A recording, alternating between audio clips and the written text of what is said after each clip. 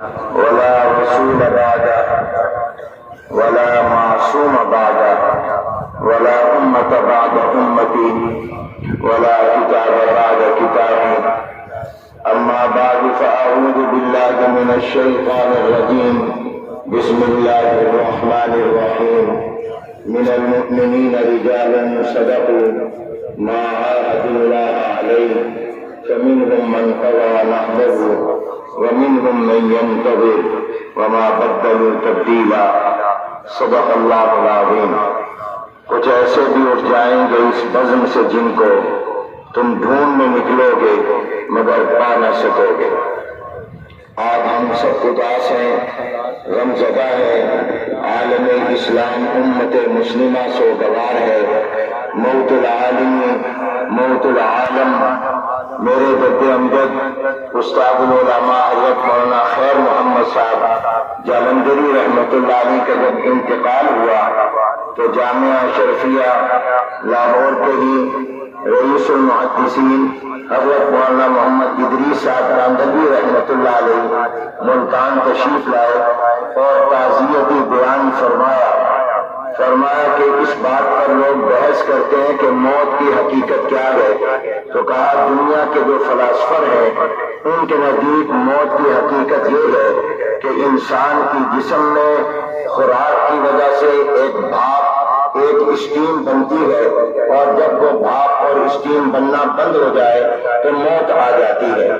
فرمایا یہ لوگوں کا نظریہ ہے مگر اسلام کا نظریہ یہ ہے کہ موت اس چیز کا نام نہیں ہے کہ جسم میں کوئی بھاپ بنی اسٹیم بنا جب وہ ختم ہوا تو موت آ گئی، بلکہ موت کی حقیقت یہ ہے کہ جسم سے روح کا رشتہ کٹ جاتا ہے.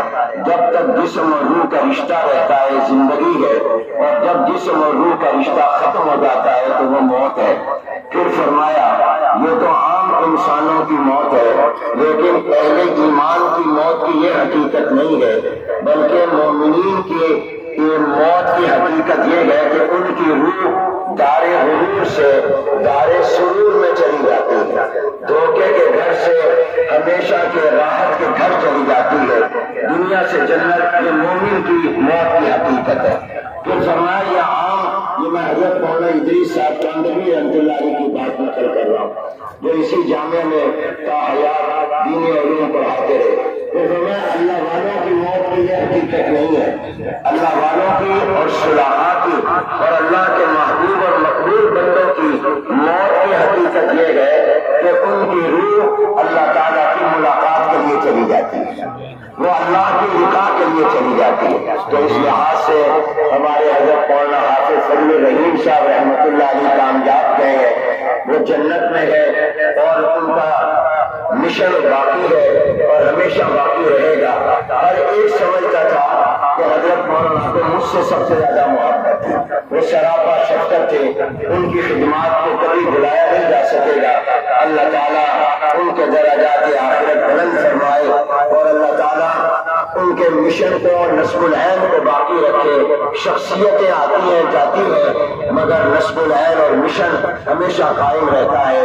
ابھی جو بخاری شریف کے آخری حدیث کا درس ہوا یہ بھی جامعہ کی طرف سے اس بات کا اعلان تھا کہ انشاءاللہ یہ مشن جاری رہے گا.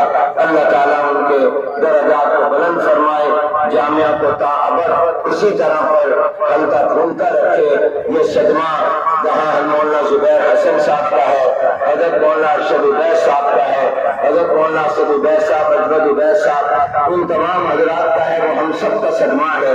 اللہ تبارک و تعالی ہم سب کو بھی اپنی موت کی فکر نصیب فرمائے. حضرت مولانا مرحوم کی زندگی میں ہی یہ ان کی فکر آخرت جامعہ سے محبت تھی کہ مجلس شورا کا جو آخری اجلاس ہوا تو اس کو پیغام بھیجا حضرت نے، اور میں بھی چونکہ اس جامعہ کا خادم ہوں اور حضرت مولانا ہمارے خیر المدارس کی شورا کے رکن تھے تو پیغام بھیجا کہ میری زندگی میں ہی جامعہ کا نظم طے کر لیا جائے تو مجھے راحت ہوگی تاکہ جامعہ کے نظام میں کوئی خلل نہ آئے. یہ ان کی فکر تھی. چنانچہ ان کے فرمان پر حضرت مولانا قاری ارشد عبید صاحب کو اس کا محتمم ان کی زندگی میں بنایا گیا اور حضرت کو محتمم اعلیٰ بنایا گیا. اور حضرت مفتی حسن صاحب رحمۃ اللہ علیہ جب حیات تھے تو میرے دادا مجلس شورا کے رکن تھے، تو حضرت جب ولی ہوئے تو میرے دادا نے مجلس شورا میں تجویز پیش کی اور حضرت مولانا عبید اللہ صاحب رحمۃ اللہ علیہ کو حضرت مفتی حسن صاحب رحمۃ اللہ علیہ کی زندگی میں ہی جامعہ کا محترم بنا دیا گیا تھا۔ تو یہ روایت بھی موجود تھی، تو حضرت مولانا مرحوم دنیا سے جانے سے پہلے جامعہ کا نظم کر گئے اور اس کی فکر کر گئے، اور حضرت مولانا قاری ارشد عبید صاحب کو محترم بنایا گیا۔ حضرت مولانا زبیر حسن صاحب کی نائب محترم ہے، حافظ ارشد عبید صاحب کی نائب محترم ہے، اور حضرت کے صاحبزادے جماع سال مہدی و ناظم اعلیٰ ہے، اور انشاءاللہ حضرت مولانا یوسف خان صاحب اور تمام اساتذہ، یہ جامعہ اسی طرح انشاءاللہ رواں دواں رہے گا، اور اللہ تبارک و تعالیٰ اس ادارے کو قائم دائم رکھے۔ ان کی زندگی میں فیصلہ ہوا تھا کہ آنے والے اتوار کو 11 جنوری کو جامعہ کا سالانہ اجتماع، جس میں دورے کے طلباء کی دستار بندی بھی ہونی تھی، اور اسی طرح اور حضرات کے کچھ بیانات بھی تھے، تو مشورے میں یہی طے پایا ہے کہ انشاءاللہ وہ اعلان کے مطابق اتوار 11 جنوری کو صبح 9-10 بجے سے نماز ظہر تک اجتماع ہوگا، جس میں شیخ الاسلام شیخ العربی والعجم حضرت مولانا مفتی محمد تقی عثمانی صاحب دامت برکاتہ عالیہ بھی تشریف لائیں گے۔ میں کراچی تھا تو انہوں نے بھی تعزیت کا پیغام بھیجا اور فرمایا کہ میں انشاءاللہ ہفتے کی شام کو حاضر ہوں گا اور اتوار کو ہوں گے۔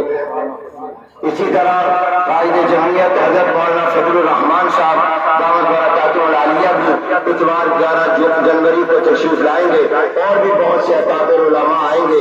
میں آپ سب سے درخواست کرتا ہوں کہ آپ حضرات جن کے پاس فرصت ہو وہ 11 جنوری کو اتوار کے دن صبح 9 ساڑھے 9 10 بجے تشریف لائیے، نماز ظہر تک یہ اجتماع ہوگا۔